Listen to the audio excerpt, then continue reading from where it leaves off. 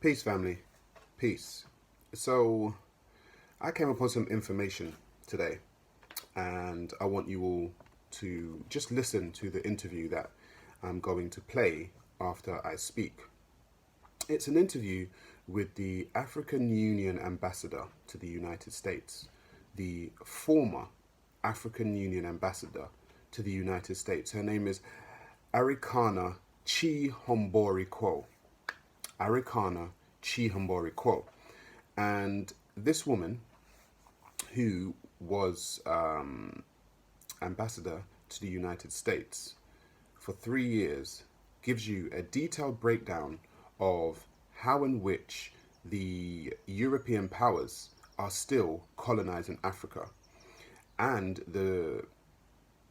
let's just say the levels that they go to, okay, to keep Africa colonized. Many of us speak about how bad Africa is doing.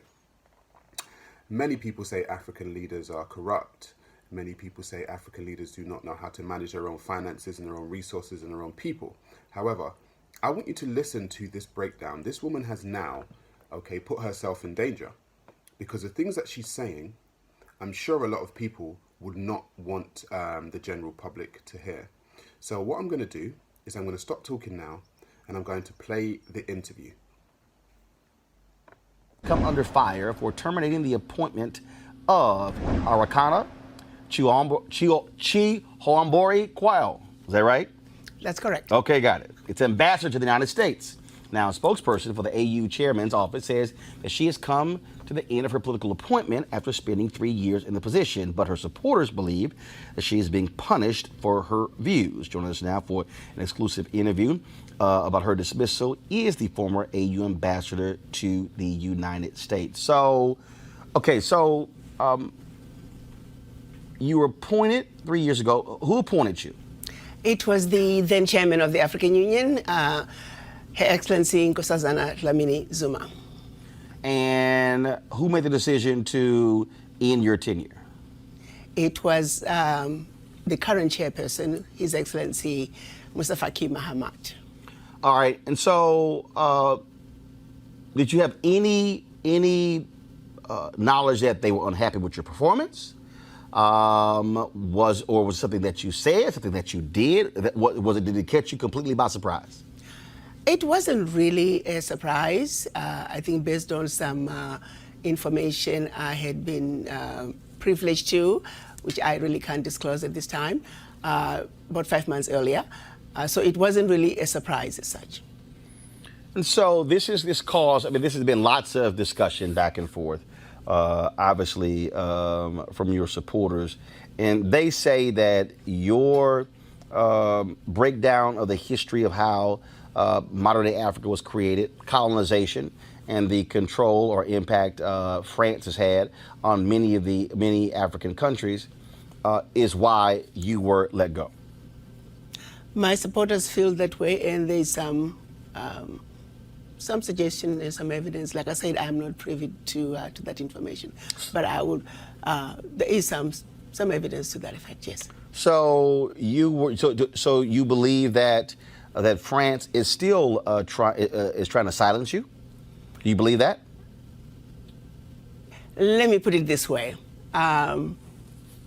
Maybe I lasted longer than I probably would have based on my views on France. And it's not even my view. It's basically stating the facts in terms of what France is doing to Africa. What they're currently doing? What they're currently doing and have been doing for decades since the quote-unquote independence of the former French colonies, yes. So what is happening? Because look, the reality is a lot of Americans are not necessarily hearing about what's happening in African nations. 7 of the top 10 fastest growing economies come from Africa, but you also have a significant impact of the Chinese in many African countries as well. And so do you believe that the government of France still has a lot of control over a number of African nations of their former colonies? They have significant control over all of their former colonies, specifically 14 of them. Just to give you the highlights of what they did when they were giving the independence, so to speak, to their former colonies, they forced them to sign a document which they are calling the Pact for the Continuation of Colonization. You have to understand, on one hand, they are saying we're giving you independence, which turned out to be mostly political independence, but that you also have to sign this document, which is titled the Pact for the Continuation of Colonization. So you are going to be independent, but you have to agree to continue to be colonized. So two countries said absolutely not. We are not going to sign those that document. Those two countries? Mali and Guinea. Okay. And what the French did, they went into those two countries, took everything that they thought they had brought to those two economies, poured concrete into the sewage pipes, and completely devastating the two economies. This was done as a way of letting the other countries know that if you do not sign this document, this is the fate that awaits you. How has that negatively impacted those African countries? It has impacted them terribly, terribly, terribly. If you look at it, you give up the Pact for the Continuation of Colonization said those countries were expected to deposit 85% of their bank reserves back then with the French Central Bank under the control of the French Minister of Finance. And should those countries wish to request some of those monies, because remember they were only left with 15% of their reserves, then they would have to submit a financial statement for the country, and if approved, they could only access up to 20% of whatever they had deposited the year before as a loan at commercial interest rates. The only difference now is the 85% deposits have now been lowered down to maybe between 50 and 60%. But the countries are still forced and required to deposit their bank reserves with the French Central Bank. So picture this situation. You are depositing all your monies with France.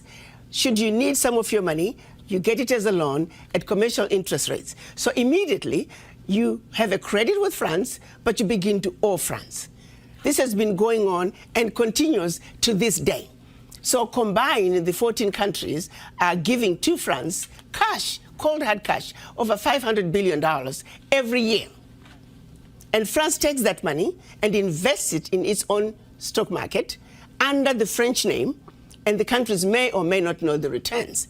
Currently, for every 14 billion that France takes out of Africa, by the time they finish investing it in the French stock market, they are realizing upwards of 300 billion.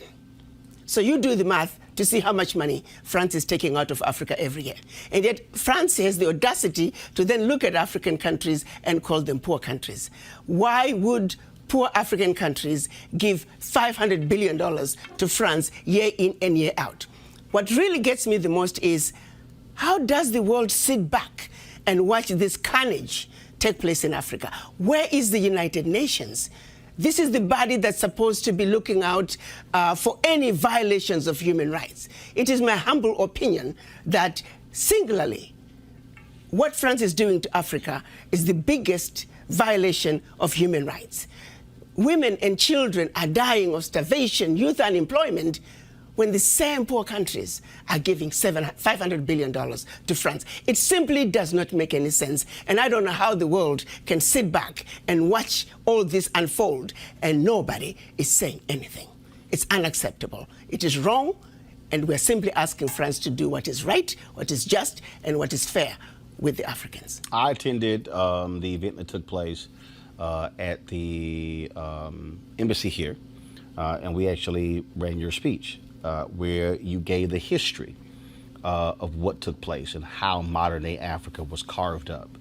For the folks who don't know, explain the Berlin Conference. The Berlin Conference was our colonizers' way of seeing to it that Africa and her children are forever defeated and dominated.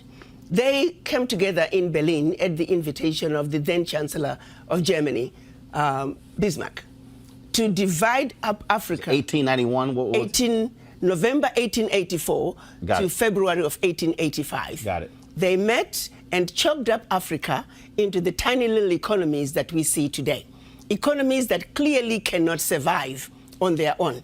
Economies that are easy to destabilize should they begin to look like they are having a leg up. Economies that will make it very difficult for these countries to trade with each other. You see, economic development is increased productivity from one production cycle to the other. If you interfere with the ability of countries to